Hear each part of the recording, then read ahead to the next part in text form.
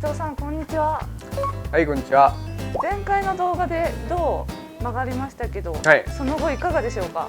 その後はね、はい、もうあの後すぐに全部曲げて、はい、で動画では片っぽだけでしたけど、はい、もう反対側も綺麗に曲がって、はい。もう今までで一番綺麗に曲がったんじゃないかな。あ、見たかったな、最後まで。微調整も終わっちゃいました。そう、あの後、はい、微調整して、もうこの型にぴったり合った状態で、はい、完璧に隙間もなく、はい、で、なんていうの、今これパッて見てもらうと、はい。真ん中に買い物してあるんやけど、はいはい、これで今押さえてあるんやけど、これ本当に軽くしか止めてなくて、でこいつをぐーっと押さえれば、はい、ピタッと止まらないことはないんやけど、はい、あんまり強くしちゃうと、はい、やっぱりその分木に負荷がかかっちゃうのよ。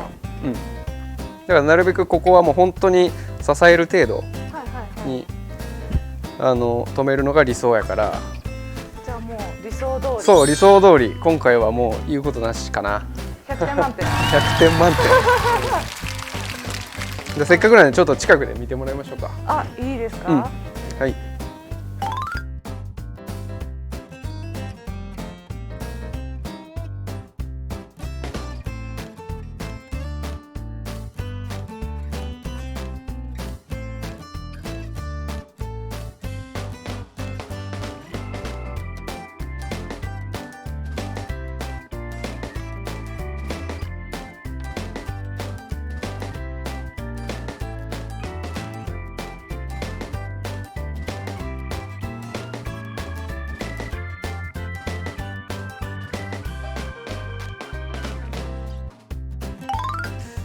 で今日は、この曲がった銅なんですけど、まず、内側をきれいに磨いていきます。これ曲げたばっかの状態だとすごくザラザラしてて、それをツルツルの平らな状態にしていきます。はい、その曲がった状態だとやりにくくないですか。平らな状態でやらないんですか。やらない。これをね、まず一回外しちゃって、はい、でこっちも外しちゃって、こうやってこういう状態でガーって、なるほど、磨いていく。滑り台みたいな。そうそうそう。でこれ今見えるかな、これ曲がった状態だと、結構ね表面がざらついてて、どうしてもやっぱ水分をつけて熱で、曲げてるから、荒れるのよね、表面が。なるほど。じゃあ平らな状態でピカピカにしても意味ないんです。そうそうそう。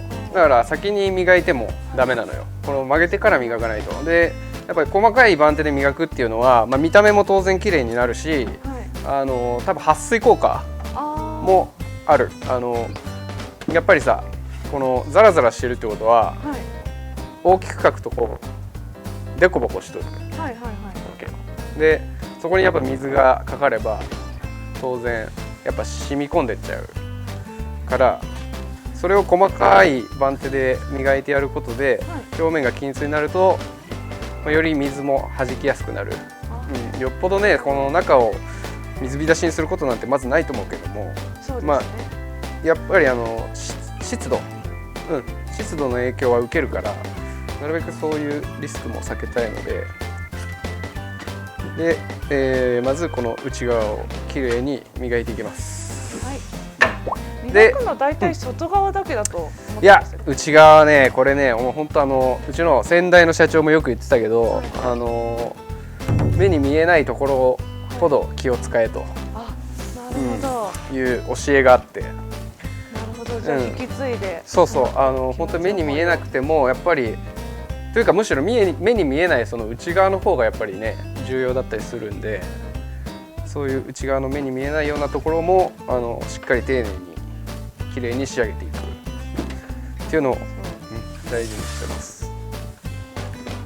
そうなんで、まずこう内側を磨いて、できれいになったらいよいよこの今右と左が別々になっている部分をくっつけていくんですけど、その時に、使うのがこの木のブロック2つ、これ僕ら三日月って呼んでるんですけど、三日月、うん、これを、頭とお尻に1箇所ずつ固定する、そう固定していって、でようやく2つのパーツが1つになると。なるほど、なので今日はこの接着するとこまでをちょっとやっていこうかなと思います。はい、はい、お願いします。はい、じゃあまず早速ちょっと、磨いていくとこから始めたいと思います。はい、はい、頑張ってください。頑張ります。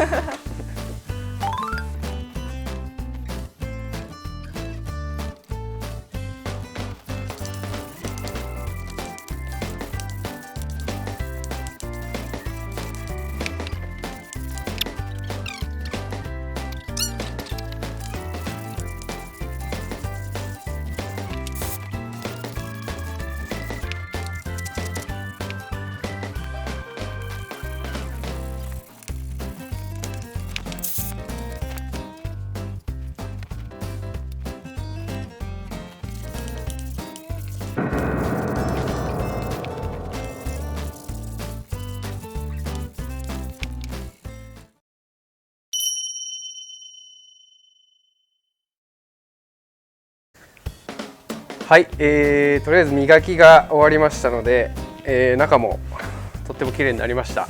ツルツルですか？ツルツルになりましたね。疲れた。集中してましたね。集中、頑張って磨きました。で、いよいよここからブロックを接着していきます。はい。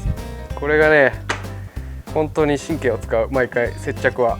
あ、そうなんですか。なぜなら、一発勝負だから。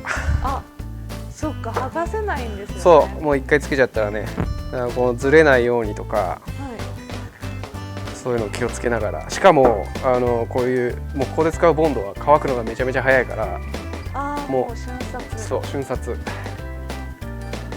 仮止めもできないんですよね。できないできない。もう本当に一発つけたらそこで決まりみたいな感じなんで。ちょっと集中します。はい。じゃあつけていきます。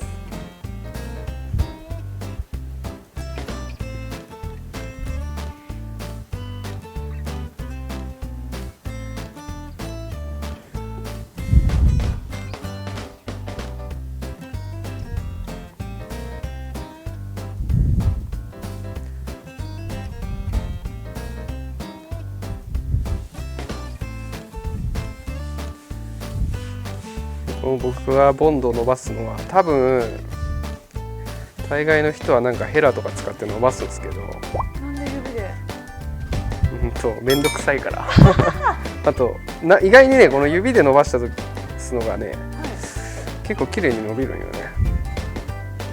性格の問題ですか？性格もあるかもね。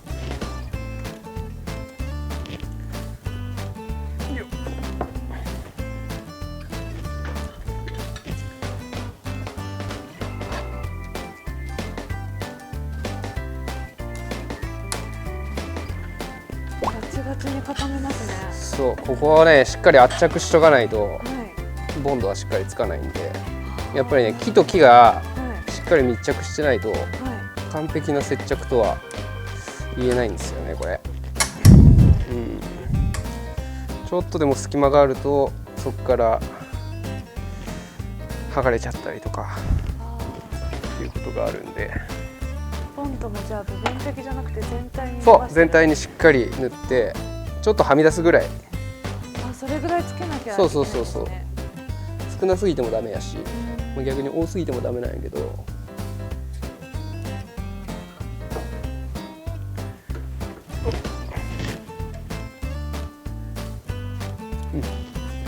大成功。完璧。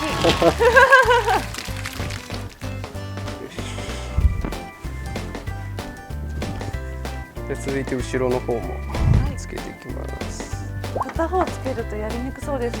そうそうそう。いや多分ね本当はもっとね、やりやすいやり方あるんやろうけど俺も結局面倒くさがりで徐々に見つかりますよ。そうそうそうそう、やっぱそんなもんよね本当に。そうそうそう。やりながらいろいろ勉強していくっていうのがね。道前さんはまた違うつけ方かもしれない。そうやね、見たことないからね、そういうのも人のそうですね。ちょっと YouTube で勉強させてもらいますお互い勉強できます。お互いこの企画終わったら作り方変わってる変わるかもしれないね本当に。あ、そっちの方がええなってなるかもしれない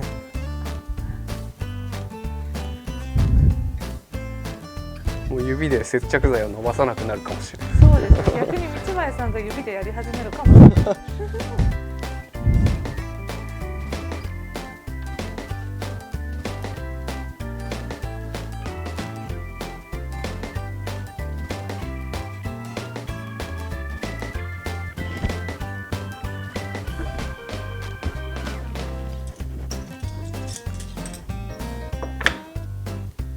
金属ですかそれ。うん、これ直接木をやると。そうそうそう、跡ついちゃうからね。そうですね。うん、ち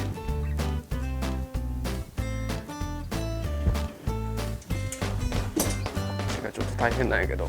大変そうですね。重そう。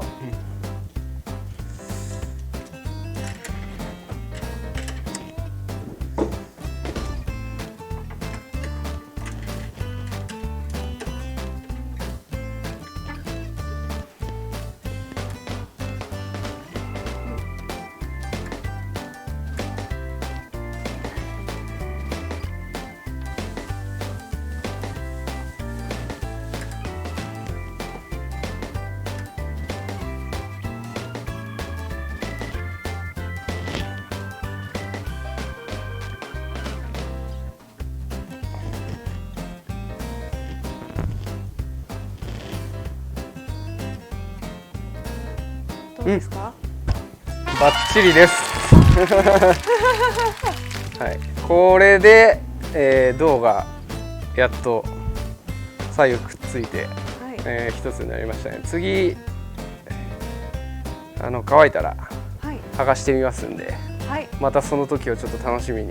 楽しみですね。はいしといてください輪っかが見れます。はい、でこれで再度完成と思いきや、はい。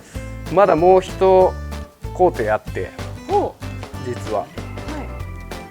その工程をまたちょっと次やろうかなと思うんですけど、次も接着、あ、また接着するんまた接ですか？着、まだこれでははい足りない部分があって、もう十分じゃないんですか？いやまだこれって結局この後トップとバックがまたはいはいはいつくやんね。はいでその時にこの銅の板だけでははいやっぱり薄いからはい。